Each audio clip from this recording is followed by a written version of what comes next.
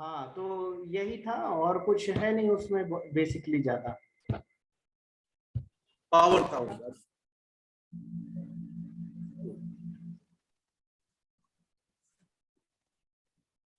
तो हम मौर्य साम्राज्य के एडमिनिस्ट्रेशन यानी प्रशासन के बारे में आज आपको बताने जा रहे हैं। प्रशासन, सबसे पहले अगर हम बात करें शासन और प्रशासन, what is the difference between शासन एंड प्रशासन, गवर्नमेंट एंड एडमिनिस्ट्रेशन। तो क्योंकि आपको ये जानना जरूरी है, क्योंकि कभी भी आप जब भी आप प्रशासन के बारे में पढ़ेंगे, किसी भी रूलर के प्रशासन के बारे में, चाहे वो अकबर हो, चाहे शेरशाह हो, चाहे अलाउद्दीन खिलजी हो, तो आपको ये जानना जरूरी होगा कि शासन और प्रशासन में क्या अंतर है। तो शासन जो होता है ये गवर्नमेंट बनाती है नीतियों, जो शासन का मतलब गवर्नमेंट नीतियां बनाती है, और नीतियों को जो इंप्लीमेंट करने का काम होता है, जो लागू करने का काम होता है, वो प्रशासन करता है। अगर हम लोकतंत्र की बात करें तो लोकतंत्र में जैसे अगर हमारी गवर्नमेंट है तो गवर्नमेंट लॉ एंड ऑर्डर बनाएगी, उससे रिलेटेड बहुत से जो आपकी नीतियां हैं, पॉलिसी है, वो बनाती है, और उसको इंप्लीमेंट करने का काम, उसको लागू करने का काम जो है वो हमारी प्रशासन को, जो हमारे प्रशासनिक अधिकारी है। और लोकतंत्र में अगर हम देखें तो लोकतंत्र में जो गवर्नमेंट है वो किसके टुवर्ड्स रिस्पॉन्सिबल होगी, किसके प्रति उत्तरदायी होगी, वो जनता के प्रति उत्तरदायी होती है। और साथ ही साथ अगर हम देखें प्रशासन जो है, प्रशासन गवर्नमेंट के प्रति यानी कि शासन के प्रति उत्तरदायी होती है। और अगर हम बात करें मौर्य साम्राज्य की, तो मौर्य साम्राज्य में का प्रशासन अनूठा प्रशासन था, क्योंकि पहली बार हम देखते हैं कि ये जो जितने भी, अगर हम एंशिएंट हिस्ट्री बात करें तो इसने जिसने व्यापक रूप से केंद्रीकृत प्रशासन को लागू किया, और उसके पीछे कारण भी था। कारण क्या था कि अगर हम बात करें 16 महाजनपदों की, 16 महाजनपदों में सबसे पावरफुल, सबसे शक्तिशाली साम्राज्य था मगध साम्राज्य। और मगध साम्राज्य में मौर्य डायनेस्टी के जो फाउंडर थे, जो संस्थापक थे, वो थे चंद्रगुप्त मौर्य। और उसके पीछे बहुत से कारण थे। कारण क्या था कि अगर इनकी राजधानी पाटलिपुत्र सोन और गंगा के तट पे थी, बहुत सी नदियां बहती थी, द्वार क्षेत्र था, तो इनके पास सरप्लस प्रोडक्शन था, अधिशेष उत्पादन था। और साथ ही साथ अगर हम देखें तो यहाँ पे बहुत से माइनिंग सेक्टर भी थे, माइनिंग सेक्टर जो खान, जो रिसोर्सेज थे, तो इनको हथियार भी मिल जाया करते थे। तो इसलिए जो है इन्होंने अपना एक्सपेंशन किया। साथ ही साथ अगर तराई क्षेत्र से जुड़ा हुआ है नेपाल से, तो वहां से इनको हाथी मिल जाते थे। इन सब कारण से मौर्य साम्राज्य में वो हर चीज मौजूद थी जो उनको पावरफुल बनाती थी, जो उनको शक्तिशाली बनाती थी। और इनका साम्राज्य की अगर हम बात करें तो इसमें अफगानिस्तान भी था, नेपाल भी था, भूटान भी था, बांग्लादेश भी था। इट मीन्स अगर हम बात करें नीचे को लेके, अगर हम तमिलनाडु और केरला को छोड़ दें तो पूरा भारत और अफगानिस्तान लेते हुए इनका साम्राज्य था। इतने बड़े साम्राज्य को चलाने के लिए जाहिर सी बात है एक बहुत ही व्यापक केंद्रीकृत प्रशासन की जरूरत थी। और इस समय तक अगर हम देखें मौर्य साम्राज्य में, तो मौर्य साम्राज्य में व्यापार का बहुत ज्यादा विकास हो चुका था, अधिशेष उत्पादन था। इन सब चीजों ने मौर्य साम्राज्य की स्थिति जो है बहुत ही ज्यादा शक्तिशाली हो गई थी। और इस समय इतने बड़े प्रशासन को चलाने के लिए जो राज्य है, जो शासन है, जो सरकार है, वो लोगों, उसका मेन उद्देश्य क्या था, लोगों का करारोपण, लोगों पे तरह तरह के टैक्स लगाती थी। और साथ ही साथ जो अधिशेष उत्पादन, जो सरप्लस प्रोडक्शन है, उसको अपने कंट्रोल में लेना चाह रही थी, उस पर भी अधिकार करना चाह रही थी। तो इन सब के लिए क्या जरूरी था कि एक प्रशासन हो, विस्तृत प्रशासन और एक सक्षम प्रशासन। और इसी प्रशासन को देखते हुए अगर हम बात करें मौर्य साम्राज्य में, तो उस समय जो सामाजिक, आर्थिक और जो राजनीतिक समस्याएं थी, उनका निराकरण भी हम प्रशासन के द्वारा उसका समाधान कर सकते थे, जैसा कि मौर्य रूलर जो थे उन्होंने किया। और अगर हम मौर्य साम्राज्य के प्रशासन की बात करें तो इसके डिफरेंट सोर्सेस की बात करें, क्या हमें स्रोत मिलते हैं, तो सबसे पहला स्रोत अगर हम बात करें कौटिल्य का अर्थशास्त्र, मेगास्थनीज जो कि ग्रीक थे और वो आए थे, उन्होंने यहाँ भारत में रहने के बाद उन्होंने जो लिखी अपनी पुस्तक इंडिका, हालांकि मूल रूप से अभी तो हमारे पास नहीं है वो, लेकिन उसके उद्धरण जो अलग अलग राइटर्स हैं उनके लेख में मिलता है। तो उन्होंने इंडिका लिखी, अर्थशास्त्र जो चाणक्य का था, और साथ ही साथ गिरनार अभिलेख जो कि रुद्रताम्र का जूनागढ़ अभिलेख अगर हम देखें तो उससे भी हमें मौर्य साम्राज्य के बारे में जानकारी मिलती है, मौर्य साम्राज्य के प्रशासन के बारे में जानकारी मिलती है। और सबसे बड़ा स्रोत जो है वो है अशोका के इंस्क्रिप्शन, अशोक के अभिलेख, इन सभी से जानकारी मिलती है। तो सबसे पहला सवाल उठता है मौर्य साम्राज्य का उद्देश्य क्या था? मौर्य साम्राज्य के प्रशासन का उद्देश्य क्या था? प्रशासन का उद्देश्य क्या था? प्रशासन का उद्देश्य था ज्यादा से ज्यादा करारोपण करना, ज्यादा से ज्यादा लोगों से टैक्स देना, रेवेन्यू लेना, राजस्व लेना, और साथ ही साथ लोगों के कल्याण के लिए योजनाएं बनाना, उसको भी कार्यान्वित करना, लोगों के कल्याण से संबंधित कार्य करना। तो इन सब कारणों से हम मौर्य साम्राज्य के एक आध जो प्रशासन को पढ़ने जा रहे हैं, बहुत ही विस्तृत वे में नहीं कहेंगे, लेकिन हाँ हम जो है उसके जो है ऑर्गेनाइज्ड वे में, संगठित तरीके से उसको हम बताने का प्रयास करेंगे आप लोगों के सामने। सबसे पहले अगर हम बात करें राजा यानी कि सम्राट, तो राजा कौन होता है? राजा वो होता है जिसके पास प्रजा होती है, और जैसा कि ऐतरेय ब्राह्मण में लिखा है, ऋग्वेद का एक ब्राह्मण है ऐतरेय ब्राह्मण, जिसमें राजा के डिफिनीशन दी गई, उसकी परिभाषा दी गई, और इसमें बताया गया है कि मौर्य जो जितने सम्राट थे, खासतौर से अगर मौर्य टाइम पीरियड की बात करें तो 322 ईसा पूर्व से लगभग 185 ईसा पूर्व तक इसका टाइम पीरियड जाता है। और इस समय जो मौर्य साम्राज्य है, मौर्य साम्राज्य के जो शासक हैं उन्होंने चतुर्दिक यानी कि एक राट जो है शासन का जो उपाधि थी उसको ग्रहण करने का प्रयास किया। जैसे अगर ऐतरेय ब्राह्मण में देखें तो ऐतरेय ब्राह्मण में जो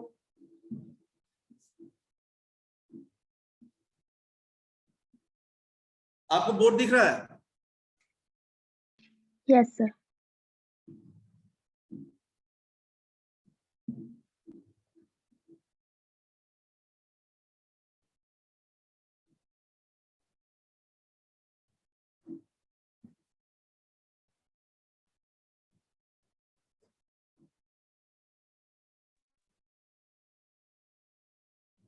भोज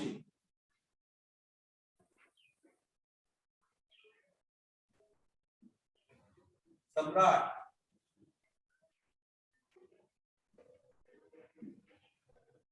विराट,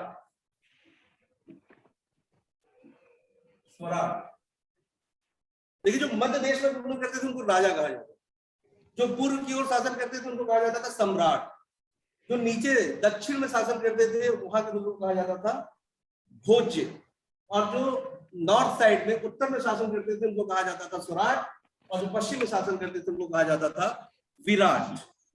और साथ ही साथ इन चारों दिशाओं और बीच में अगर हम बात करें, इनको जो लोग जीतते थे उनको कहा जाता था एक राट, चक्रवर्ती सम्राट। तो चक्रवर्ती सम्राट का जो कॉन्सेप्ट था उसको हम देखते हैं कि मौर्यों ने उसको कहीं ना कहीं ग्रहण किया, चाहे वो चंद्रगुप्त हो चाहे अशोका हो। तो ये थे जो है आपके, इसमें एक वैराज्य का भी नाम सुनिए। वैराज्य का मतलब रिपब्लिकन गवर्नमेंट, गणराज्य, जहां कोई राजा न हो, ग्रुप में लोग रूल करते थे, वो वैराज्य होता है। ये हमको ऐतरेय ब्राह्मण होता है। तो अगर हम बात करें चंद्रगुप्त मौर्य की, अशोका की, तो उन लोगों ने कहीं ना कहीं एक राट, इट मींस जो चतुर्दिक दिशाओं में चक्रवर्ती सम्राट बनने का प्रयास किया, और वो बने भी, वो सक्सेसफुल भी रहे इसमें। तो इतना बड़ा जब साम्राज्य था उनके पास, तो जाहिर सी बात है उनकी जो प्रशासनिक व्यवस्था है वो भी बड़ी हुई। तो सबसे टॉप पोजीशन पे था वो था रूलर, राजा, सम्राट, ठीक है, जिसको जो है राजा कह लीजिए, सम्राट, सम्राट के पूर्व के थे, उनका पाटलिपुत्र था, बाद में उन्होंने बनाया तो इसलिए सम्राट ही कहे गए। और इस कंडीशन में हम ये देखते हैं कि जो ये राजा था ये ultimate source of all the powers, it means ये पूरे साम्राज्य की शक्ति का स्रोत था, ये अल्टीमेट पावर था इसके पास, चाहे वो जुडिशरी से रिलेटेड हो, न्याय से रिलेटेड हो, चाहे वो किसी की नियुक्ति से रिलेटेड हो। ये लोगों को नियुक्त करता था, अमात्यों की नियुक्ति करता था, और अमात्यों को उनके पोजीशन से रिमूव भी कर सकता था, उनको वहां से निकाल भी सकता था। मतलब जो अमात्य एक साधारण संज्ञा के रूप में इसको यूज करते हैं, जिसका मतलब होता है मंत्री, प्रोमिनेंट पर्सन, जो कि बड़े बड़े पदाधिकारी होते थे साम्राज्य के, इनको ये नियुक्त करते थे। तो इनके पास अल्टीमेट पावर था। आप देखिए शुरुआत में हम देखें चंद्रगुप्त मौर्य के समय तो नहीं, लेकिन आगे जाके हम अशोक या उनके लड़के जो थे, उन्होंने किसी भी डिवाइन थ्योरी की कल्पना नहीं की, उन्होंने दैवी सिद्धांत को जो है फॉलो नहीं किया। लेकिन कहीं ना कहीं हम अशोक के अभिलेख में पढ़ते हैं देवनाम प्रियदर्शी, उन्होंने जो है अपने आप को देवताओं का प्रिय बताया। तो ये चीजें जो है उन्होंने कहीं ना कहीं अपने आप को कोरिलेट करने का प्रयास किया है अपनी पावर को, क्योंकि वो दिखा रहे हैं कि हम देवताओं के प्रिय थे। और इस कंडीशन में जो मौर्य साम्राज्य है, इसमें जो राजा है उसके पास अल्टीमेट पावर है, वो मंत्रियों की अमात्य जैसा कि हमने बताया कि अमात्य में से ही राजा अपने मंत्रियों के जो बड़े बड़े पदाधिकारियों हैं उनका सिलेक्शन करता था, उनकी नियुक्ति करता था। तो राजा जो है पूरे प्रशासनिक अधिकारी में या जो है पूरे साम्राज्य का जो है स्रोत है शक्ति का, सारी चीज उसी में है, उससे बाहर कुछ भी नहीं। इसलिए हम देखते हैं कि यहाँ पे एब्सोल्यूट मोनार्की है, राजतंत्र, यानी कि पूरी तरह से केंद्रीकृत व्यवस्था है। दूसरे नंबर पे अगर हम बात करें तो यह है काउंसिल, मंत्री परिषद। जैसे कि हमने बताया राजा अमात्यों की नियुक्ति करता था, और ये अमात्य जो है अमात्यों के परामर्श से ही वो बाकी जो मिनिस्टर्स थे, जो मंत्री थे, उनकी नियुक्ति करता था। सभी अमात्य मंत्री नहीं होते थे। राजा के कुछ जो बहुत खास होते थे, जिनको उपधा परीक्षण से गुजरना होता था। उपधा परीक्षण तो उनके कई तरह से टेस्ट होते थे, कई तरह के टेस्टिंग के बाद उनको हायर पोस्ट पे अपॉइंट किया जाता था। और ये जो राजा थे, इन्होंने जो है ये जो कुछ सेलेक्टेड लोग थे, इनकी एक सभा थी, उप समिति थी, जिसका नाम था मंत्रिण। ये हमारे आधुनिक काल के कैबिनेट की तरह था। अगर हम इसकी बात करें तो इसमें जो मुख्य सेनापति है, जो राजा का प्रधानमंत्री है, पुरोहित है, और साथ ही साथ समाहर्ता जो राजस्व अधिकारी है, ये और युवराज, 3 से 4 लोग होते थे इसके मेंबर। इनका क्या काम था, अगर कोई एक ऐसा स्थिति आ गया है, कोई संकट की स्थिति आ गई जिसमें राजा को तुरंत निर्णय लेना हो, तो इनसे ये परामर्श करना। साथ ही साथ इसके अलावा एक अलग से बड़ी मंत्री परिषद हुआ करती थी, जैसा कि अर्थशास्त्र में इंगित है कि राजा को मंत्र शक्ति बढ़ती, मंत्री परिषद का गठन करना चाहिए और उनसे परामर्श करना चाहिए। तो आवश्यक विषयों पे जो मंत्री परिषद है, राजा इनसे मंत्रणा करते थे, इनसे सलाह लेते थे और उसके बाद इंप्लीमेंट करते थे। लेकिन राजा मंत्री परिषद के बातों को, उनके प्रस्तावों को मानने के लिए बाध्य नहीं था, जो इंडिकेट करता है कि राजा जो है ultimate power, it mean supreme power जो था वो राजा में है, रूलर में। साथ ही साथ जैसे कि अर्थशास्त्र में कहा गया है कि मंत्री परिषद से राजा की मंत्र शक्ति बढ़ती है, उसके सोचने, उसके समझने, निर्णय लेने की क्षमता बढ़ती है। और इसी तरह हम पाते हैं 18 तीर्थ, जिसमें समाहर्ता, सन्निधाता, आठविक, द्वारिक, अंतपाल, दुर्गपाल, 18 तीर्थों का उल्लेख मिलता है। और इस साथ ही साथ 18 तीर्थों की जो ये मंत्री हैं, एक तरह से जो है अगर हम बात करें जो मिनिस्टर्स थे, काउंसिल थे, उनकी जो मंत्रिण और मंत्री परिषद के जो सदस्य हैं, इनके बीच क्या अंतर है ये स्पष्ट नहीं है। लेकिन ये स्पष्ट है कि राजा जो नियुक्त करता था, जो सम्राट नियुक्त करता था, उसी में से वो मंत्रिण और मंत्री परिषद बनाता था। क्योंकि हमें इनके वेतन, इनकी जो सैलरी मिलती थी उसके बारे में हमें जानकारी मिलती है। मंत्रिण में जो लोग शामिल थे, उनकी जो सैलरी थी, उनकी जो वेतन थी, वो थी 48,000 48,000 पर एनम वार्षिक दिया जाता था। और जो आपके तीर्थ थे, तीर्थों की अगर हम बात करें तो इनकी जो सैलरी थी 12,000 पर एनम, 12,000 पर प्रति वर्ष। साथ ही साथ ये जो मिनिस्टर थे जो है, ये राजा को हेल्प करते थे, शासन और प्रशासन में उनको जो है एक तरह से मंत्रणा देते थे। दूसरी चीज इसमें, जैसे कि अर्थशास्त्र में कहा गया है कि राजा को अपने प्रजा से वेतन, अपने प्रजा को ज्यादा देर तक बाहर इंतजार नहीं कराना चाहिए, उसको उनके प्रतिवेदन को सुनने के लिए हमेशा सुलभ रहना चाहिए। उन्होंने कहा कि राजा कहीं भी हो, अगर उसको प्रजा के से कांटेक्ट में रहना चाहिए, प्रजा के साथ रहना चाहिए। और इसीलिए हम देखते हैं कि जो चंद्रगुप्त है या अशोका है, उन्होंने अपने अभिलेख में इसको मेंशन किया है कि वो कहीं भी रहे, उनको प्रजा से मिलने से तुरंत, अगर प्रजा की कोई समस्या है तो उसको जो है वो आके तुरंत उनसे मिले।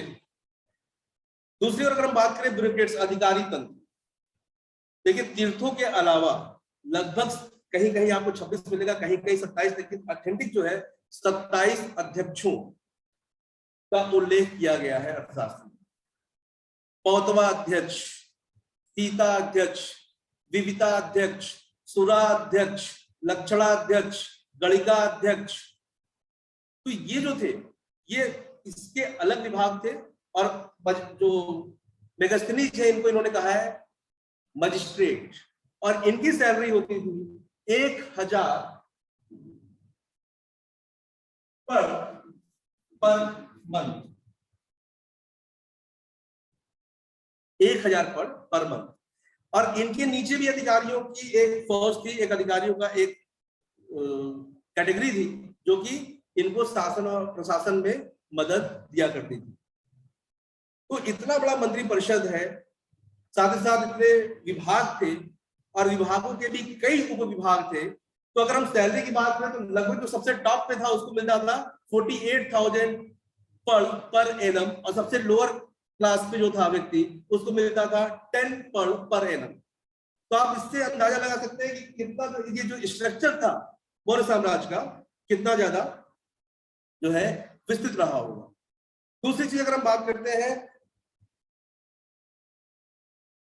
गुण पुरुष, स्पाई, गुप्तचर विभाग, जिसको अर्थशास्त्र में गुण पुरुष कहा गया। तो देखिए मौर्य साम्राज्य बहुत बड़ा साम्राज्य था, और मौर्य साम्राज्य जैसे मैंने बताया कि उसका 2 उद्देश्य था, करारोपण, ज्यादा से ज्यादा जो है टैक्स कलेक्ट करना, और लोक कल्याणकारी कार्य करना, सोशल वेलफेयर से रिलेटेड वर्क करना।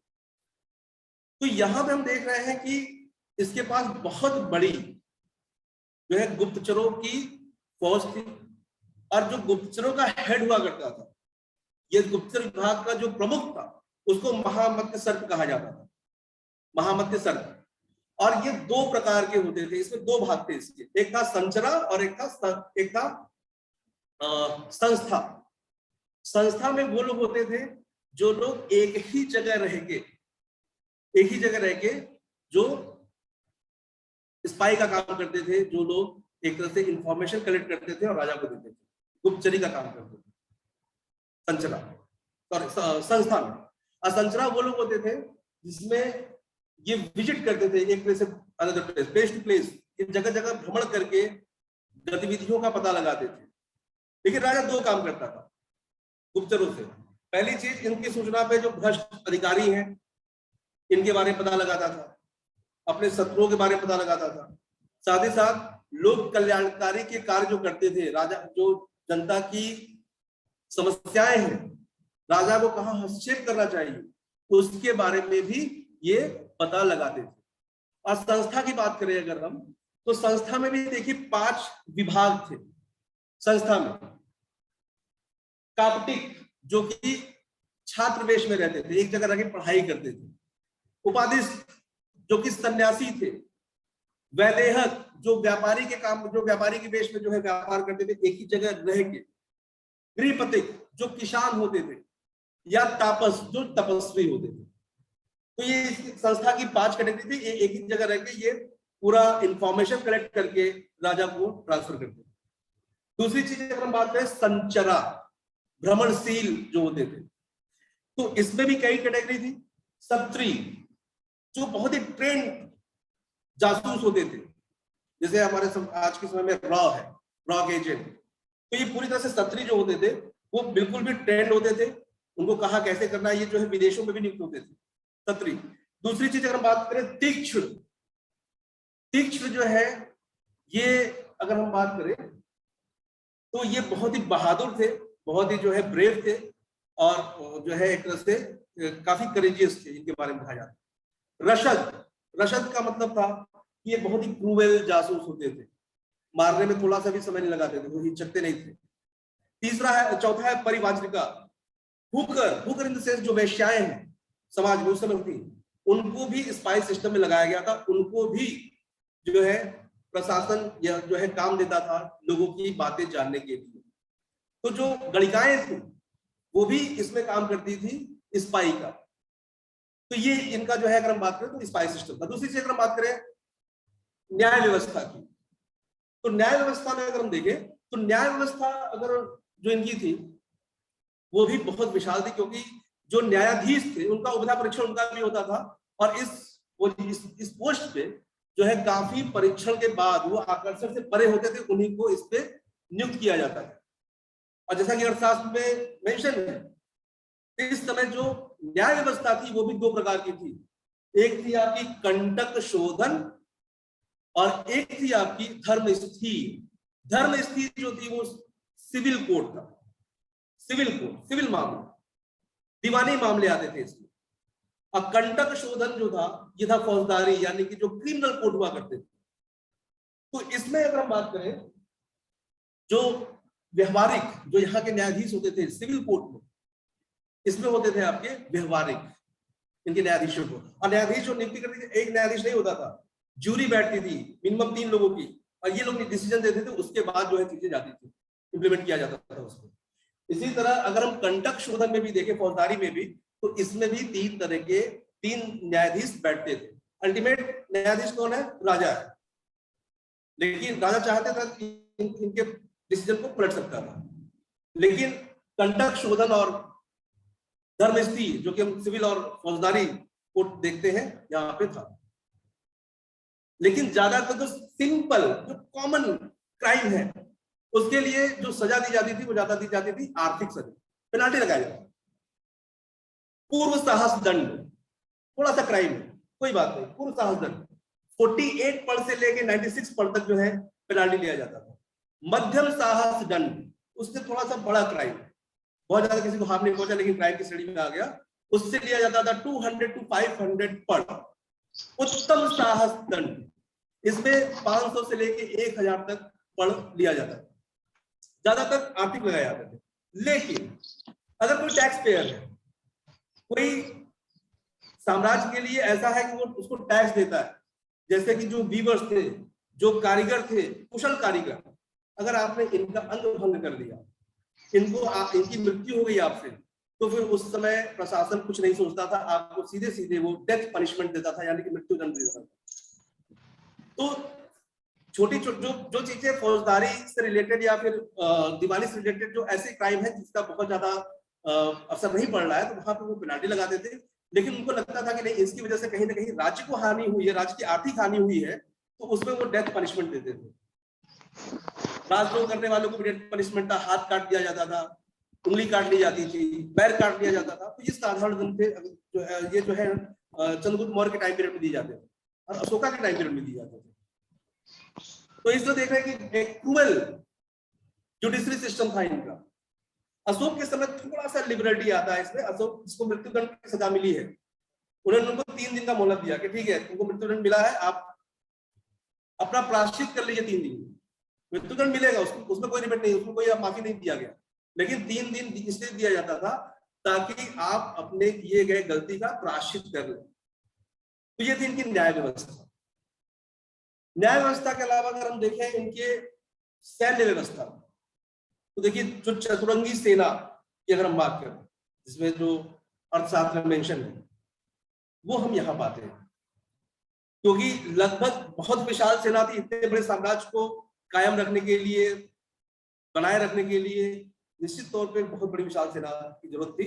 और जैसा कि हम देखते हैं कि प्लूटार्क और जस्टिन जो कि विदेशी राइटर है, ग्रीक राइटर है, उन्होंने भी इनकी सेना के बारे में लिखा है। उन्होंने बताया मौर्य साम्राज्य में 6 लाख पैदल सेना, इन्फेंट्री, लगभग 30,000 घुड़सवार, हॉर्समैन पावर, 9,000 हाथी, गज सेना और 800 रथ, चैरियट्स, ये थी। और साथ ही साथ नेवल पावर भी इनके पास था, जल सेना भी था, क्योंकि स्ट्रेबो और चाणक्य ये कहते हैं कि नौका, इट मींस बोट या शिप पे मोनोपोली थी, एकाधिकार था राज्य का, बाकी लोग उसको नहीं बना सकते थे।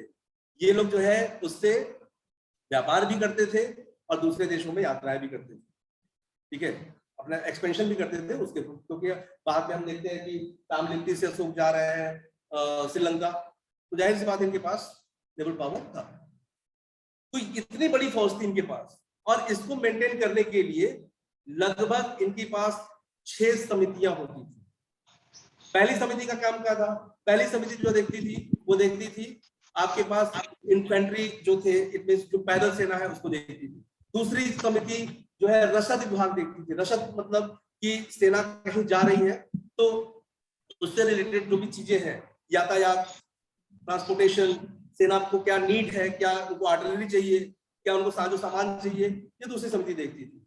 तीसरी समिति जो देखती थी वो देखती थी आपकी अश्व सेना, चौथी गज सेना, पांचवी रथ।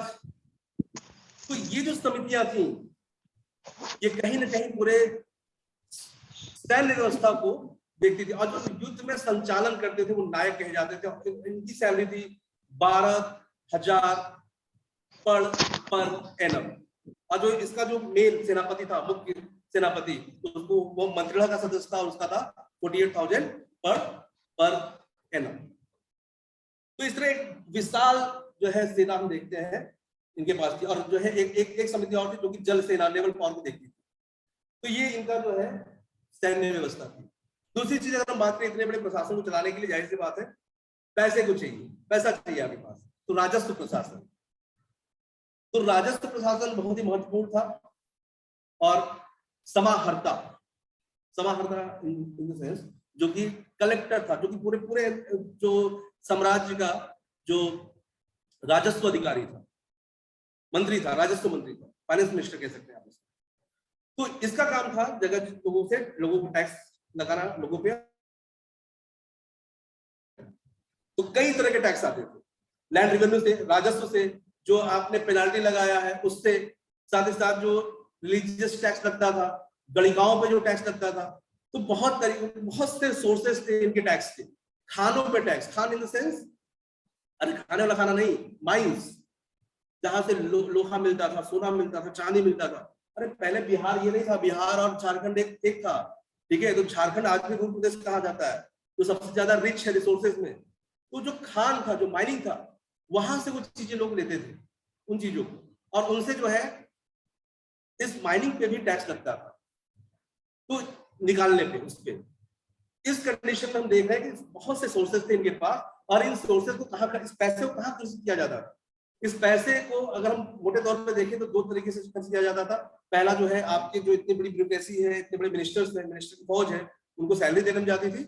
और दूसरा जो लोक कल्याणकारी काम है, नहर खुदवाना, इरिगेशन, सिंचाई को देखना, लोक कल्याणकारी कार्य करना, शिक्षा पे, तो इस तरह इसमें खर्च होता है। और इसको हम 5 कैटेगरी में डिवाइड कर सकते हैं। 5 कैटेगरी में जो राजा है और राजा का परिवार है, एक मत उनके खर्च के निकाला जाता था। दूसरा अगर हम देखें तो जो अधिकारियों को वेतन देने में खर्च किया जाता था। तीसरा अगर हम देखें तो जो शिक्षा और धर्म संस्थाओं को दिया जाता था। चौथा सेना को दिया जाता था। और पांचवा लोक कल्याणकारी कार्य के लिए इसको खर्च किया जाता था। तो ये था इनका राजस्व प्रशासन। राजस्व प्रशासन के बाद अगर फिर हम आए प्रांतीय प्रशासन। देखिए मौर्य साम्राज्य पूरा एंटायर जो साम्राज्य है, हम चंद्रगुप्त मौर्य की बात करें जो इसके फाउंडर थे, उनके टाइम पीरियड में हमें इनके प्रांत के बारे में कोई जानकारी नहीं मिलती है। लेकिन अगर हम अशोक के अभिलेखों को देखें और अशोक के चीजों को पढ़े तो उसमें हमें मौर्य साम्राज्य की 5 जो है प्रांत मिलते हैं, जो प्रोविंस मिलते हैं। तो 5 इनके कौन कौन से थे? उत्तरापथ, अवंती राज्य, दक्षिणापथ, प्राची और कलिंगा। कलिंगा की राजधानी थी कोसली, उत्तरापथ की राजधानी है तक्षशिला, दक्षिणापथ की राजधानी सुवर्णगिरी, रायचूर के पास जो है, रायचूर दोआब के पास जो है। और साथ ही साथ अगर हम बात करें प्राची की राजधानी थी पाटलिपुत्र, और अवंती की राजधानी उज्जैन। ये 5 प्रांतों में बटा था। अब प्रांत के नीचे अगर हम बात करें, प्रांतों में देखिए, प्रांतों में जो नियुक्त होते थे वो राजकुल से संबंधित व्यक्ति, कुमार, उनको जो है नियुक्त किया जाता था। लेकिन अगर हम सौराष्ट्र प्रांत की बात करें तो वहां पे पुष्यगुप्त वैश्य, जो कि राजपूत से संबंधित नहीं है लेकिन योग्य व्यक्ति है, तो मौर्य साम्राज्य के जो रूलर थे वो योग्य व्यक्तियों को भी प्रांतों का गवर्नर नियुक्त करते थे। जरूरी नहीं कि राज घराने का हो वही उसका जो है गवर्नर होगा, क्योंकि हमें ऐसे उदाहरण देते हैं सौराष्ट्र में, वहां का जो प्रांत थे, इसकी जो स्थिति थी सौराष्ट्र की अर्ध मतलब ऑटोनॉमी थी, गवर्नमेंट उस पर कंट्रोल करती थी, लेकिन वहां पे पुष्यमित्र वैश्य जो है दिया गया था प्रशासन। तो हम वहां पे भी देखते हैं कि वहां पे जो व्यक्ति नियुक्त है वो राजकुल का व्यक्ति नहीं है, बल्कि योग्यता के आधार पर उसको चंद्रगुप्त मौर्य ने वहां का प्रांतपति बनाया है। दूसरी चीज, जो आर्यपुत्र थे, जो यहाँ के गवर्नर थे, उनकी भी एक अपनी मंत्री परिषद होती थी और इसको ज्यादा विस्तृत अधिकार थे। ऐसा नहीं था कि जो है ये उनकी जो मंत्री परिषद थी वो कुमार के यानी कि जो वहां के गवर्नर है, राज्यपाल है, उनकी बातों को डिनाई कर सकती थी, मना कर सकती थी और सीधे जो है ये अपना संपर्क जोड़ सकती थी सेंट्रल गवर्नमेंट से। इन पे अधिकार रखती थी, इन पे नियंत्रण रखती थी कि वो जो है सेंट्रल गवर्नमेंट के अगेंस्ट न जा सके, उनके विरोध में न जा सके। दूसरी चीज अगर हम बात करें इसके बाद, जो प्रांत है वो मंडलों में विभाजित थे, कमिश्नरी में विभाजित थे, डिवाइड थे, कमिश्नरेट। और यहां के जो अधिकारी होते थे वो थे प्रदेष्टा या प्रादेशिक। दूसरी ओर जो मंडल है, मंडल डिवाइड है, विभाजित थे विषय या आहार में, जिनको कहा जाता है जिला। और इसके जो हेड होते थे वो होते थे विषयपति। विषय की बात करें, जिला जो है वो नीचे डिवाइड था स्थानीय में। स्थानीय में 800 ग्राम होते थे और यहां का जो हेड होता था वो होता था स्थानीय। स्थानीय के नीचे जो है द्रोणमुख होते थे, एक स्थानीय के नीचे 2 द्रोणमुख होते थे और एक द्रोणमुख में 400 गांव होते थे। द्रोणमुख के नीचे खारोटिक होता था और एक खारोटिक में 200 गांव होते थे।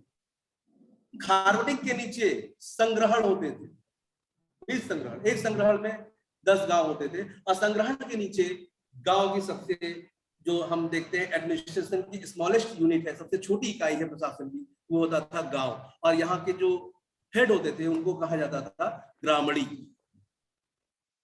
तो ये जो है मौर्य प्रशासन का एक स्ट्रक्चर था जिसको हमने आपके सामने रखा और गांव के स्तर पे लोगों को एक तरह से अपने अधिकार, अपना जो नियंत्रण खुद करते थे, जो वहां के ग्रामीणी थे, जो ग्राम प्रधान थे, और वो इन चीजों को देखते थे। अब इससे संबंधित, क्योंकि मेरे पास 20 मिनट का समय था और मैं समझता हूँ आधा घंटा हो चुका है, नीतू गौर कुछ कहना चाह रही है, तो मैं बहुत जल्द, चूंकि इसकी प्रकृति भी है, लेकिन हमारे नीरज जी भी हैं जो कि बिहार में हेड है कॉलेज में, head in the sense department of history के, और वो कई बार हमको मैसेज भी कर चुके, भैया मेरा टर्न। तो इसीलिए मैं अपनी वाणी को विराम देता हूं यहाँ पे, और अगर इससे संबंधित आपके पास कोई प्रश्न है तो आप उसको पूछ सकते हैं। नीतू गौर, अपना माइक अनम्यूट करके अगर आपका कोई प्रश्न है, आपने हैंड रेज कर रखा है तो पूछिए। नीतू गौर, ऋतिक कुमार, आपने भी मैसेज किया हुआ था, अगर आपको भी कुछ पूछना है तो अपने को अनम्यूट करके आप पूछ सकते हैं।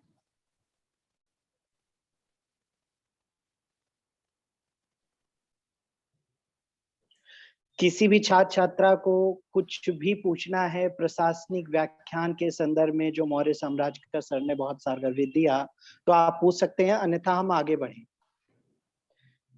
मुझे नहीं लगता कि इतने सारगर्भित व्याख्यान के बाद किसी प्रकार का कोई प्रश्न या कोई जिज्ञासा छात्र छात्राओं की रह गई है। और सर, आपका तहे दिल से साधुवाद कि आपने इतने सरल शब्दों में हमारे छात्र छात्राओं को समझाया। आपका अपना बहुमूल्य समय हमारे व्याख्यान को दिया। नमस्ते। हाँ, आप अपना नाम बताएं। सर, हमें क्वेश्चन पूछना है। जैसे सर ने बताया था कि ये चारों तरफ के राज्य होते हैं, जो पश्चिमी वाला होता है उसे विराट बोलते हैं, और जो ये दक्षिणी वाला होता है ये सब फिर से राजा किसे बोलते हैं? राजा जो मध्य में होते थे, जो सेंटर में होता था वो राजा होता था, और इन चारों दिशाओं और पांचों को जो मध्य में भी जीत देता था उसको कहा जाता था एक राट,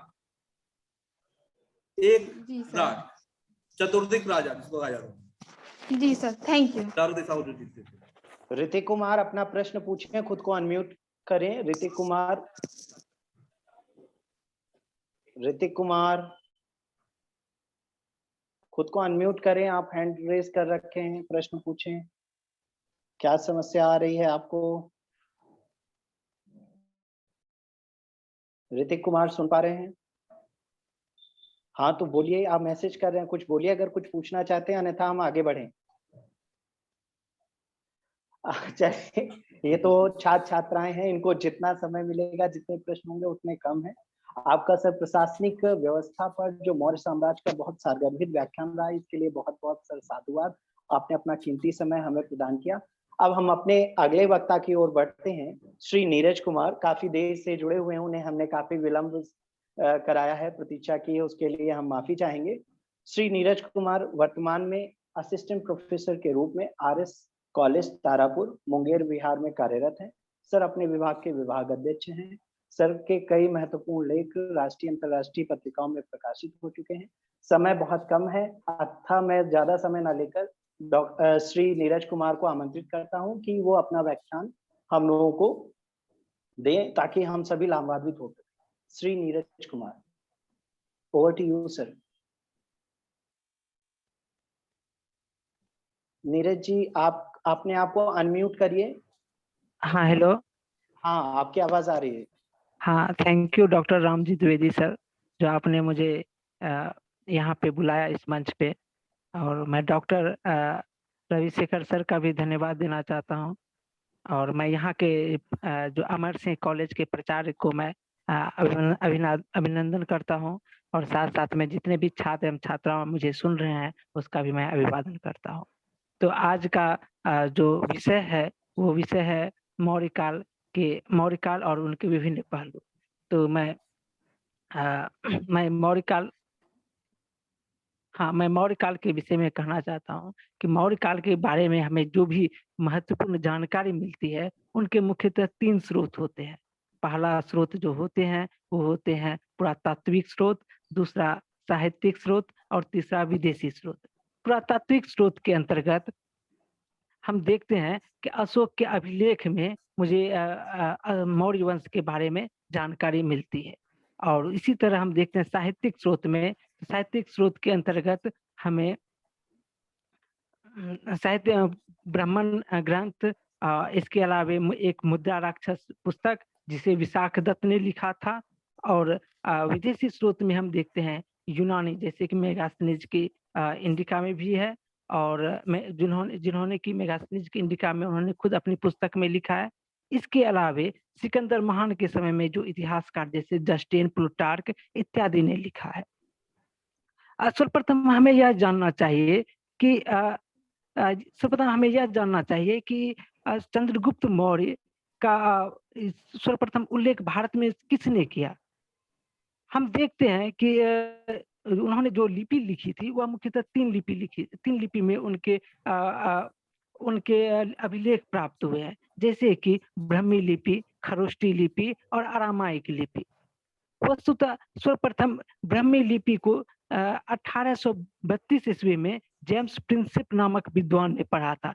तभी हम लोग जानते हैं कि ये जो अभिलेख है वो मौर्य वंश के हैं। इसी प्रकार जब सिकंदर महान ने भारत पर आक्रमण किया था, तो उस समय चंद्रगुप्त मौर्य का वो लोग नाम सेंड्रोकोट्टस कहते थे चंद्रगुप्त मौर्य को। तो सर्वप्रथम सर विलियम जोन्स ने यह बताया कि ये जो सेंड्रोकोट्टस है यह ही चंद्रगुप्त मौर्य है। और इस तरह से हम लोग चंद्रगुप्त मौर्य के बारे में जानकारी प्राप्त करते हैं।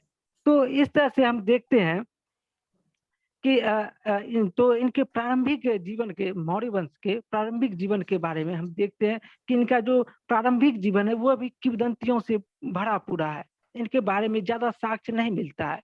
पूर्णतः जो साक्ष्य मिलता है वो हमें किंवदंती के रूप में मिलता है। जैसे कि एक किंवदंती है कि चाणक्य ने नंद वंश के द्वारा अपमानित होने पर उन्होंने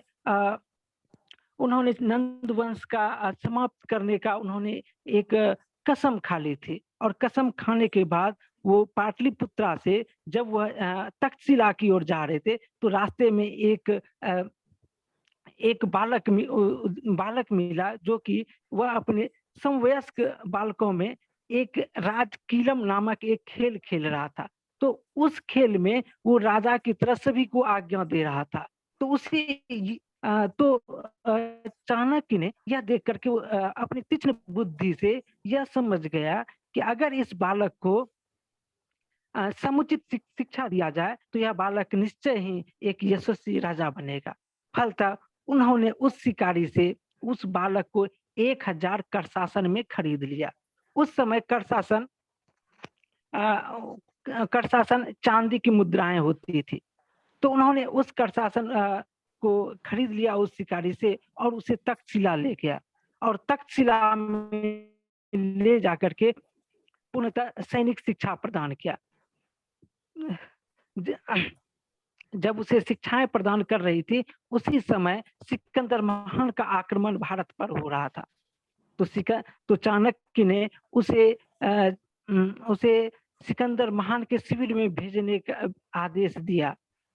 तो इस संदर्भ में यूनानी इतिहासकार जस्टिन ने लिखा है कि जब सेंड्रोकोट्टस अर्थात चंद्रगुप्त मौर्य सिकंदर महान के दरबार में आए और उन्होंने निर्भीकता और स्पष्टवादिता के कारण सिकंदर महान उनसे गुस्सा हो गए और उन्होंने उसे मौत का फरमान जारी कर दिया। लेकिन चंद्रगुप्त मौर्य ने किसी तरह अपनी जान बचाई। इस तरह से उन्होंने चाणक्य के पास आए, और जब उन्होंने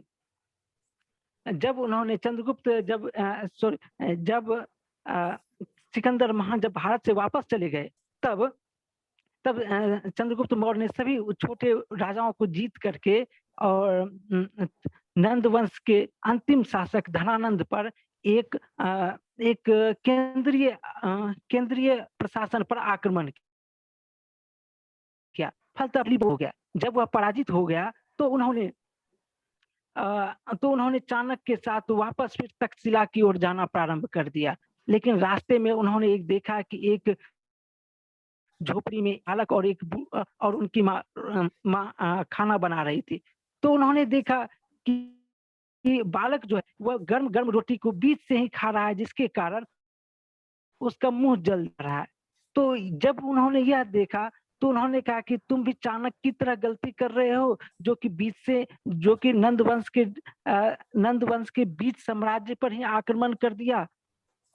इसीलिए तुम्हें रोटी के किनारे वाले भाग को पहले खाना चाहिए, तब बीच वाला भाग। तब यह चाणक्य समझ गए कि अब जो है मुझे नंद वंश के केंद्रीय भाग पर आक्रमण न करके पहले उसके क्षेत्रीय राज्यों को जीतना चाहिए। और इस प्रकार उन्होंने 323 ईसा पूर्व में उन्होंने नंद वंश से युद्ध किया और उन्होंने जीत स्थापित किया। जब उन्होंने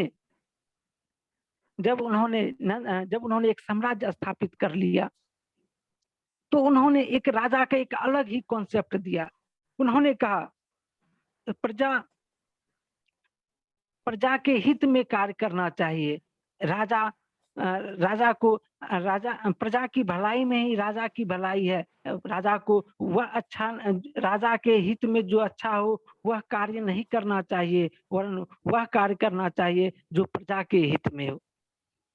इस प्रकार उन्होंने राजा का एक अलग ही आदर्श प्रस्तुत किया, जो कि आगामी आने वाले शासकों ने उसे अपनाया।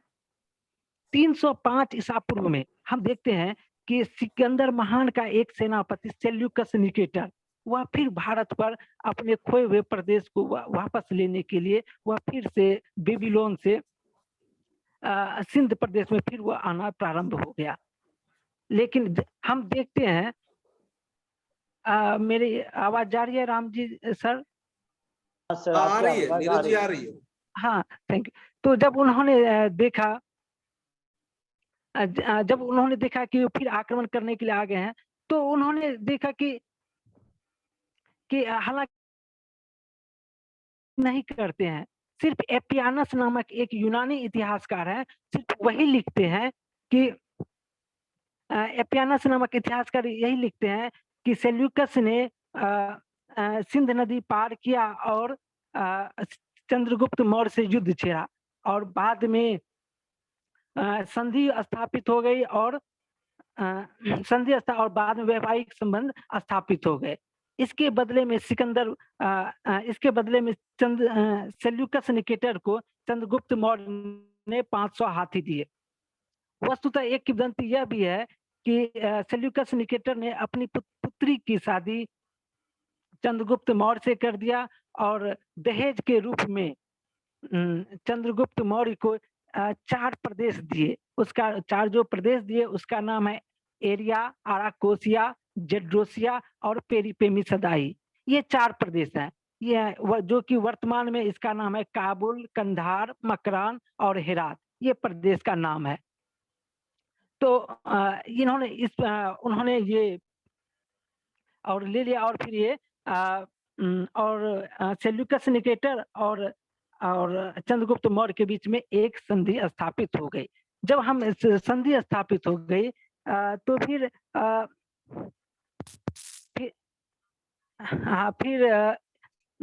और उन्होंने एक फिर से अपना प्रशासन व्यवस्था सुदृढ़ करने का उन्होंने निश्चय कर लिया। इसी समय पाटलिपुत्र में 12 वर्षों का एक अकाल पड़ा था। जब यह अकाल बहुत भीषण था, इस अकाल के कारण उन्होंने जैन धर्म की तरह आकृष्ट हुआ और उन्होंने अपना राजपाट त्याग करके वो जैन मुनि भद्रबाहु के साथ वो दक्षिण भारत श्रवण बेलखोला चले गए और वहाँ एक सच्चे जैन भिक्षु की भांति वो संलेखना विधि के द्वारा वो मृत्यु प्राप्त कर गए। संलेखना वस्तुतः जैन धर्मों का एक नियम ऐसा होता है कि अगर कोई व्यक्ति जैन मुनि है तो वह संलेखना विधि यानी कि वो भूखे प्यासे रह करके वो मृत्यु को प्राप्त कर सकते हैं। इसी विधि को जैन धर्म में संलेखना विधि कहते हैं। यह विधि तब अपनाई जाती है जबकि उस देश में अकाल या इसी प्रकार का कोई दुर्छिप पड़ा हो तो जैन मुनि यह कार्य करते हैं। इसके अलावा जब उन्हें लगता है कि मैं संसार से सारे कार्यों से विरक्त हो गया हूं तो अब मुझे ये संलेखना विधि अपनानी चाहिए। तो जैन मुनि भी संलेखना विधि तो चंद्रगुप्त मौर्य भी संलेखना विधि से उन्होंने अपना अंतिम मृत्यु को प्राप्त हो गए। चंद्रगुप्त मौर्य की मृत्यु के पश्चात वह बिंदुसार शासक बना और बिंदुसार जब शासक बना तो उन्होंने अपने क्षेत्र को ना तो कोई नया क्षेत्र जीता और ना ही कोई क्षेत्र गंवाया। और उनके बाद सम्राट अशोक राजा बनते हैं। सम्राट अशोक जो कि अपने जीवन में सिर्फ एक युद्ध लड़ा था, वो था कलिंग का युद्ध। कलिंग का युद्ध लड़ा था, लेकिन उसकी भीषणता इतनी ज्यादा थी कि उन्होंने निश्चय कर लिया था कि आज के बाद से मैं कभी युद्ध नहीं करूंगा और धम्म का प्रचार करूंगा। उन्होंने बौद्ध धर्म का इतनी तीव्रता और इतनी जोश से अपने बौद्ध धर्म का प्रचार प्रसार किया कि पूरी दुनिया में उसका खास करके दक्षिण पूर्व एशिया और श्रीलंका में बौद्ध धर्म का प्रचार प्रसार हुआ।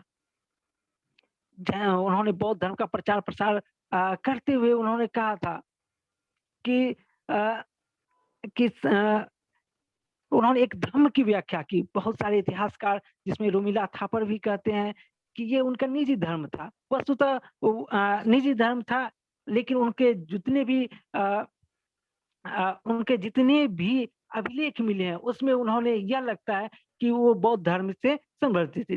जैसे कि सारनाथ के लघु स्तंभ लेख में उन्होंने अपने आप को बुद्धम शरणम गच्छामि, धम्मम शरणम गच्छामि, संघम गच्छामि में उन्होंने अपना मन प्रस्तुत किया है और उसके में अभिलेख में लिखवाया गया है। तो इस तरह से लगता है कि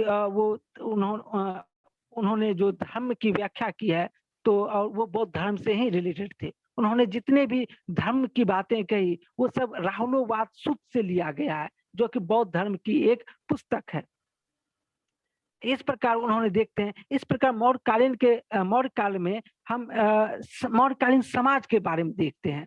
मौर्यकालीन समाज जो है वह पूर्ववर्ती समाज की भांति 4 वर्णों में विभक्त था, लेकिन मौर्य काल में एक विभिन्न चीज दृष्टिगोचर होता है, वह यह है कि शूद्रों को पशुपालन और सेवावृत्ति के अलावे उसे कृषि, वाणिज्य एवं व्यापार और कृषि, वाणिज्य एवं व्यापार की भी अनुमति दी गई है, और इस सभी को एक सामूहिक रूप से वार्ता कहा गया है।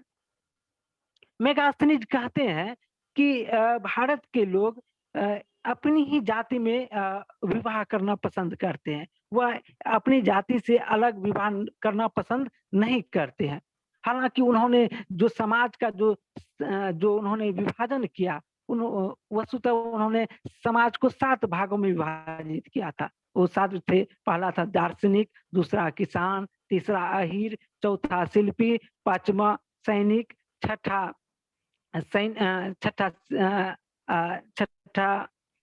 छठा निरीक्षक और 7वां सभासद एवं अन्य वर्ग। इन्होंने 7 वर्गों में बांट दिया था, और दार्शनिक को भी इन्होंने 2 भागों में बांटा था। पहला था श्रमण वे थे जो जंगलों में दार्शनिक को इन्होंने 2 भागों में बांटा था। पहला था वो ब्राह्मण वे थे जो 37 वर्षों तक अध्ययन करते थे, फिर वो अपना गृहस्थ जीवन में आते थे और वो यज्ञ और विभिन्न प्रकार के पूजा पाठ करा करके अपना जीवोपार्जन करते थे। और दूसरा थे श्रमण को भी 2 भागों में बांटे हैं मेगास्थनीज ने। श्रमण पहला वो भाग थे जो कि श्रमण वो थे जो कि जंगलों में रह कर कंदमूल फल खा करके जीवन यापन करते थे, और दूसरे वे श्रमण थे जो कि आयुर्वेद में कुशल होते थे, और ये समाज में बहुत ही ज्यादा उसकी इज्जत पाते थे, और वो समाज में बहुत ज्यादा उपयोगी भी होते थे। लेकिन मेगास्थनीज ने जो 7 भागों में जो समाज को बांटा गया है, इस वस्तुतः उन्होंने भारत की जो जाति व्यवस्था है उसको उन्होंने नकार दिया है। वस्तुतः एक विदेशी होने के नाते संभवतः वह समझ ना पाए थे कि भारत की जाति व्यवस्था कैसी है। मौर्य वंश में मौर्य काल में एक और दृष्टिगोचर होता है कि शूद्रों को आर्यपुत्र कहा गया है, और कहा गया है कि इसे किसी भी हालत में आर्यपुत्र को दास नहीं बनाया जा सकता है। हाँ, मलेच्छों को दास बनाने की अनुमति कौटिल्य ने दिया है। इसी प्रकार हम देखते हैं समाज में स्त्रियों की स्थिति पहले की अपेक्षा में तो सुधार आया था। उसे नियोग प्रथा वह प्रथा होती है जिसमें कि कोई स्त्री का पति की मृत्यु हो जाती थी, लेकिन उसे उससे बालक नहीं होता था, तो वो अपने देवर या उसके छोटे भाई के साथ संबंध स्थापित करके अपने पुत्र प्राप्त करते थे। ऐसी रीति रिवाज को नियोग प्रथा कहते थे, जो प्राचीन जमाने में प्रचलन में था। और नियोग करने की प्रथा थी, और विधवा भी शादी करने की प्रथा थी, वो लोग भी कर सकते हैं। दूसरी बात है कि लेकिन एक चीज और दृष्टि को गोचर होती है मौर्य काल में कि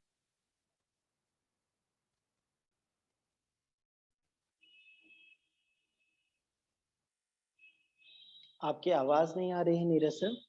नीरज जी आप म्यूट हो गए। अनम्यूट हो गए हैं। आप म्यूट हो गए, प्लीज अनम्यूट करिए सर।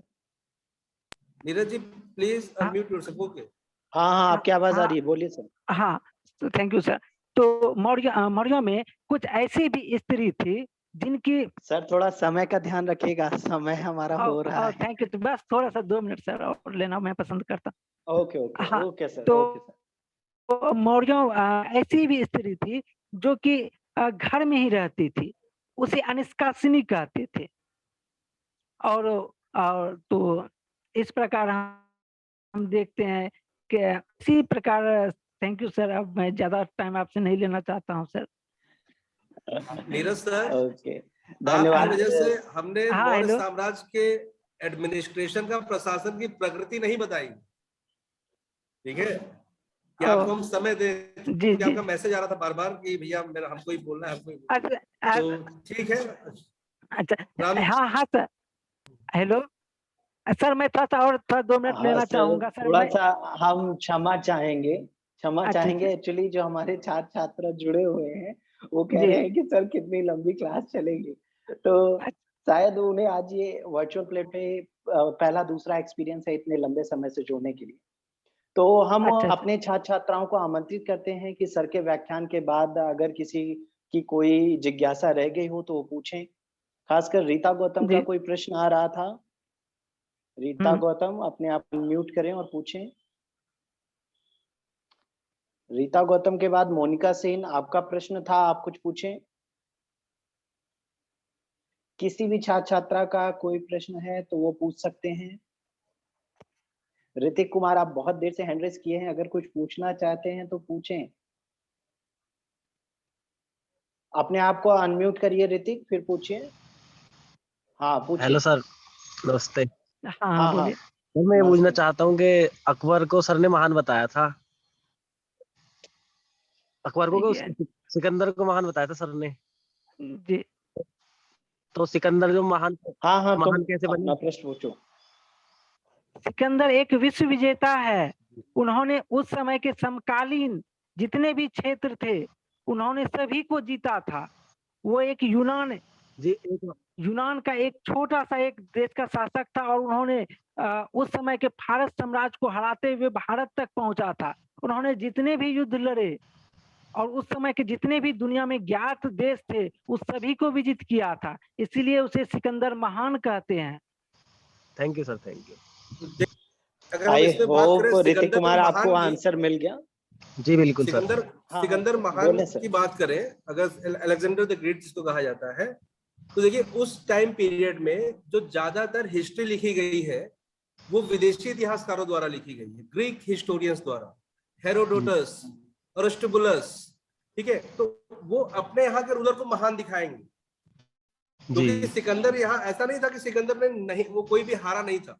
सिकंदर जब हारने वाले थे कठ जाति से इंडिया में, उस समय उनकी पोरस ने मदद की थी।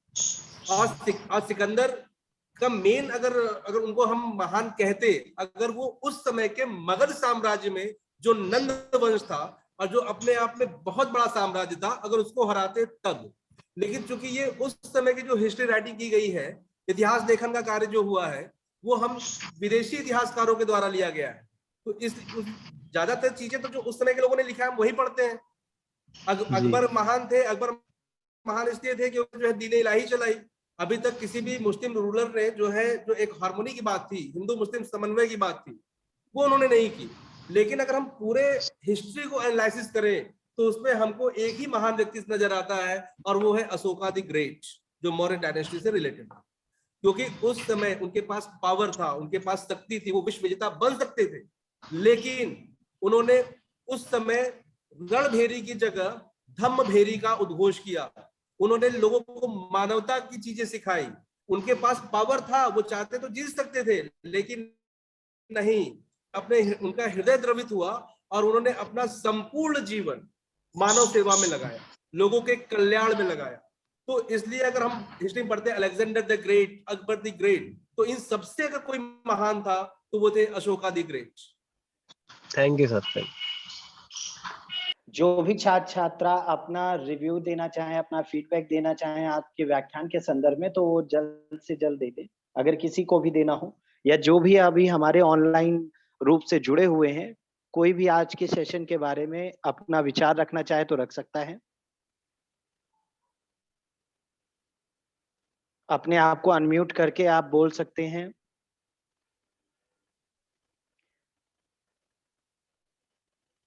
रीना शर्मा, क्या आप मौजूद हैं? अपने आप को अनम्यूट करिए।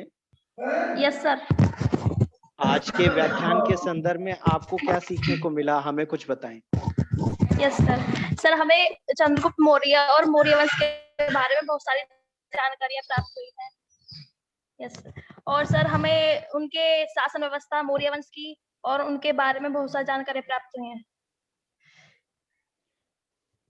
चलो, कुछ और स्पेशल अच्छा लगा बताना चाहें? यस सर, स्पेशल में हाँ, बताएंगे बताएं। तो चंद्रगुप्त मौर्य की जो उसमें बताया था ना सर ने, जो रोटी को बीच में से नहीं मतलब चारों तरफ से, तो हाँ चंद्रगुप्त मौर्य के बारे में कई सारी ऐसी बातें हैं। एक थी मतलब उन्होंने जो अपनी सेना जो तैयार की थी उसमें विष कन्याओं को रखा था, एक तो इसमें ये बताना चाहूंगी। और एक और उसमें जो गुप्त उनकी जो सेना थी उसमें गुप्त प्रणाली रखी थी, मतलब गुप्त सैनिक जो थे ना वो गुप्त रूप में कार्य करते थे उनकी सेना में। और एक विष कन्या, और मतलब कि सबसे पहले परिधि पर हमला उनका मतलब मुख्य जो था सार के, मतलब किसी भी राज्य को पर युद्ध उसके बीच में से नहीं, मतलब ये उसकी परिधि को सबसे पहले यदि घेरेंगे तो जीतने की उसमें ज्यादा रहती है, क्योंकि बीच में से गलत है युद्ध करना, परिधि से ही। बस और इतना ही। नहीं, रीना बहुत शर्मा जी का अच्छा। ये कहना है हमारे कि कोई भी चीजें हमको करनी है तो स्टेप बाय स्टेप करें। एक अगर Yes, हम sir. Step BA by step first करके चलेंगे सेमेस्टर तो हम की सक्सेसफुल होंगे। Yes sir. ये BA फर्स्ट सेमेस्टर की छात्रा हैं सर। और अब हम अपने इस व्याख्यान के समापन की ओर बढ़ते हैं। इसके लिए हम धन्यवाद ज्ञापन के लिए हिंदी विभाग के अतिथि प्राध्यापक सुश्री ज्योति शर्मा को आमंत्रित करते हैं कि वो धन्यवाद ज्ञापन करें। ओवर टू यू ज्योति।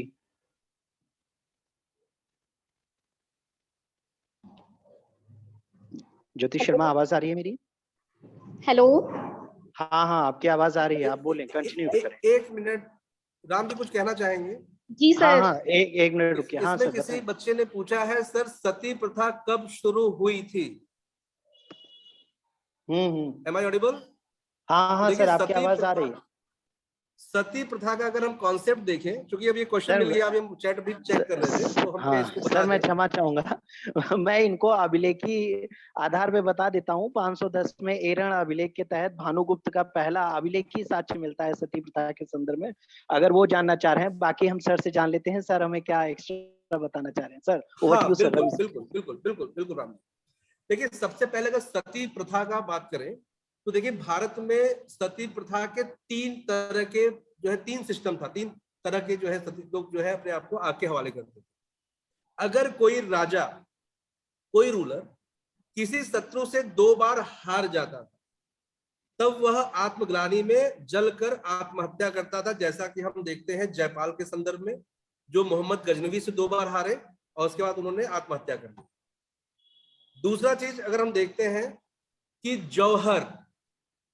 जौहर प्रथा, ये भी एक सती का ही पार्ट था कि अपने सतीत्व की रक्षा करने के लिए, जब होता पति या हमारा जो राजा है, रूलर है, वो हार जाएगा दुश्मनों से, अब उसके जीतने की संभावना क्षीण हो गई है राजपूतों में, तब वहां के स्त्रियां जौहर किया करती थी, सामूहिक रूप से वो एक अग्नि कुंड में अपने आप को समर्पित कर देती। और तीसरा था सती सिस्टम। देखिए हमारे यहाँ जो कॉन्सेप्ट है पति पत्नी का, वो 7 बंधनों का कॉन्सेप्ट है। ये है कि पति पत्नी कभी एक दूसरे से जुदा नहीं होंगे, 7 जन्म में एक दूसरे से हम तुम्हारा पीछा नहीं छोड़े, ठीक है।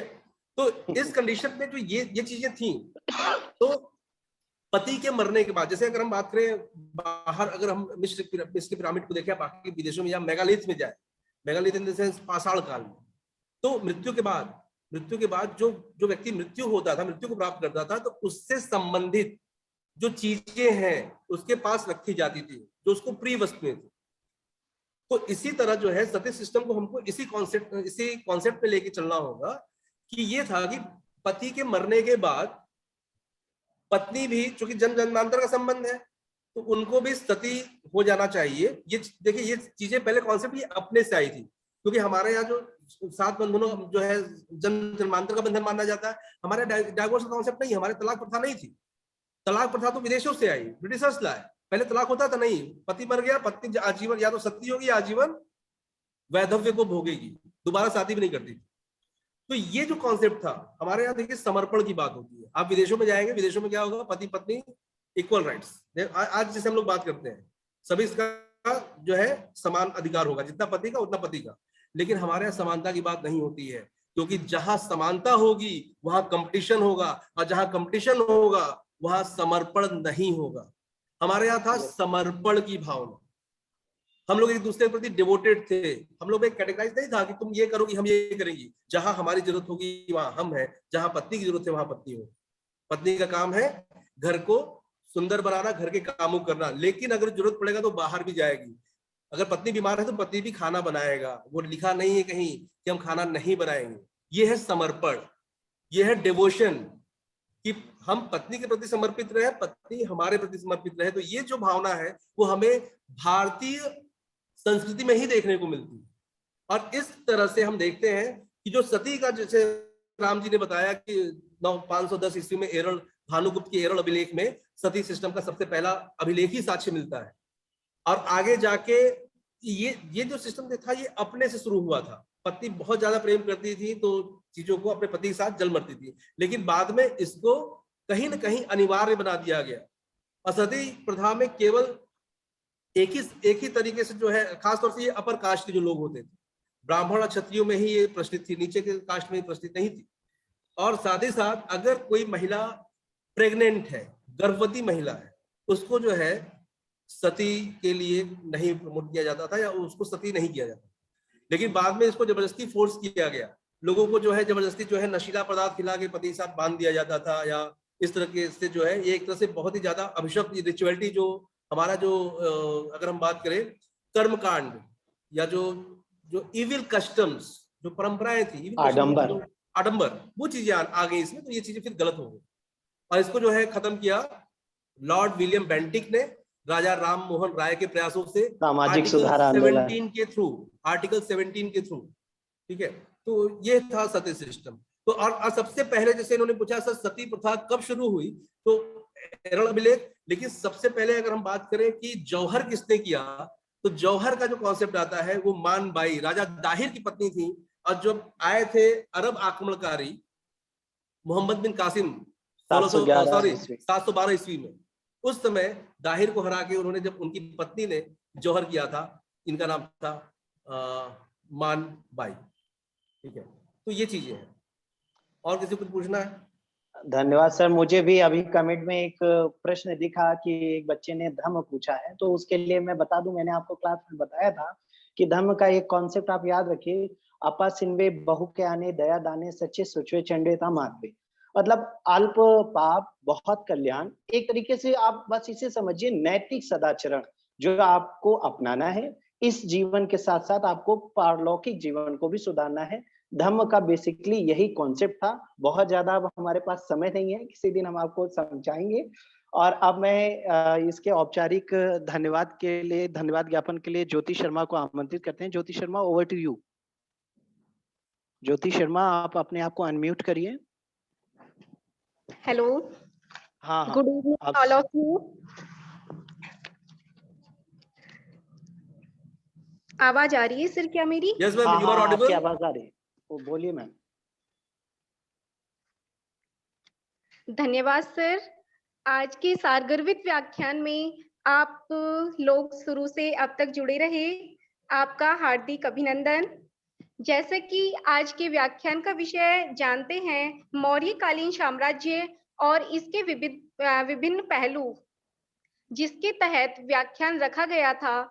इसमें 3 मुख्य वक्ताओं को आमंत्रित किया गया था, जिसमें हमारे पहले वक्ता डॉक्टर नरेश सिंह थे, जो कि असिस्टेंट प्रोफेसर इतिहास विभाग आर्य महिला पीजी कॉलेज वाराणसी से थे, लेकिन किसी कारणवश आज वह उपस्थित नहीं हो पाए। हम आशा करते हैं कि वे पुनः हमें कभी समय देंगे और हमारे साथ जुड़ेंगे। हमारे दूसरे वक्ता doctor Ravi Shekhar Singh sir, assistant professor इतिहास विभाग Sunbeam Women's College Varuna Varanasi से जुड़े हैं। सर, आपका तहे दिल से बहुत बहुत धन्यवाद। सर ने हमें अपने व्याख्यान में मौर्य काल की शासन व्यवस्था और उसमें राजा का स्थान, उस समय की न्याय व्यवस्था आदि की अति महत्वपूर्ण जानकारी दी। और इसके साथ ही लास्ट में सती प्रथा के संदर्भ में समय दिया, इसके लिए भी बहुत बहुत धन्यवाद और आपका आभार। इसी कड़ी में तीसरे वक्ता doctor Naresh Singh, assistant professor इतिहास विभाग, राम स्वार्थ कॉलेज तारापुर, मुंगेर, बिहार से जुड़े। सर आपका मैम भी वो बहुत नीरज जी है, नीरज कुमार। सॉरी, हाँ कोई बात नहीं। श्री नीरज कुमार, असिस्टेंट प्रोफेसर इतिहास विभाग, राम स्वार्थ कॉलेज तारापुर, मुंगेर, बिहार से जुड़े, जिन्होंने हमें मौर्य साम्राज्य के विविध पहलुओं पर अपना सारगर्भित व्याख्यान दिया, जिसके लिए हम आपका बहुत बहुत आभार व्यक्त करते हैं। हम सभी लोग आप दोनों के व्याख्यान से बहुत ही लाभान्वित हुए हैं और आपने हमें अपना समय दिया, इसके लिए बहुत बहुत आभार। अंत में मैं अपने महाविद्यालय के प्राचार्य professor doctor Rajendra Kumar sir का बहुत बहुत धन्यवाद देती हूँ, जिन्होंने अपने निर्देशन में व्याख्यान आयोजित कराने का हमें अवसर दिया। इसके साथ ही कला संकाय प्रभारी डॉक्टर निशा चौधरी मैम का भी धन्यवाद ज्ञापित करती हूँ, जिन्होंने इतिहास विभाग प्रभारी डॉक्टर रामजी द्विवेदी, जो असिस्टेंट प्रोफेसर हैं, उन्हें इस व्याख्यान को संपादित करने को प्रेरित किया। अंत में मैं एक बार पुनः रामजी द्विवेदी सर का धन्यवाद ज्ञापित करती हूँ, जिन्होंने हम सभी के लाभ हेतु इस व्याख्यान माला का आयोजन किया और आशा भी करती हूँ कि आगे भी ऐसे ही व्याख्यान माला आयोजित करते रहेंगे। Sir doctor Ramji Dwivedi sir, आपका बहुत बहुत धन्यवाद। मैं अब मंच सर को धन्यवाद ज्योति मैम, और आपने धन्यवाद ज्ञापन प्रस्तुत किया है उसके लिए बहुत बहुत आपका धन्यवाद। अब हम चाहेंगे कि लास्ट का फोटो सेशन हो जाए। सभी छात्र छात्राएं जितने भी अभी जुड़े हुए हैं अपने कैमरा को ओपन करें ताकि हम इस प्रोसेस में आगे चलें।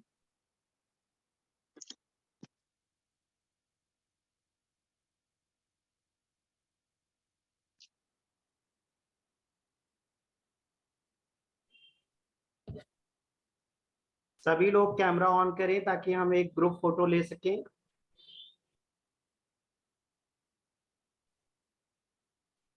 मिलन शर्मा, ज्योति शर्मा, गैलेक्सी M30s, मिसबा, सभी लोग कैमरा ओपन करें। प्रीति सिंह,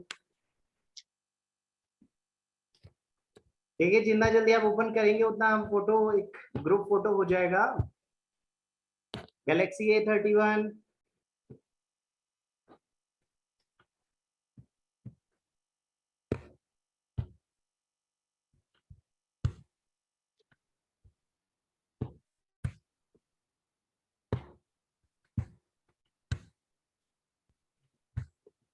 सभी का बहुत बहुत धन्यवाद। हमारे जो आज के व्याख्याता, जो हमारे रिसोर्स पर्सन जुड़े थे, उनका तहे दिल से धन्यवाद। और आज की हम Can I remove? हाँ sir. Okay, thank you very much Ramji and your team and dear students. Thank you very much for listening me with your patience. Thank you very much. Thank you Ramji Dwivedi sir.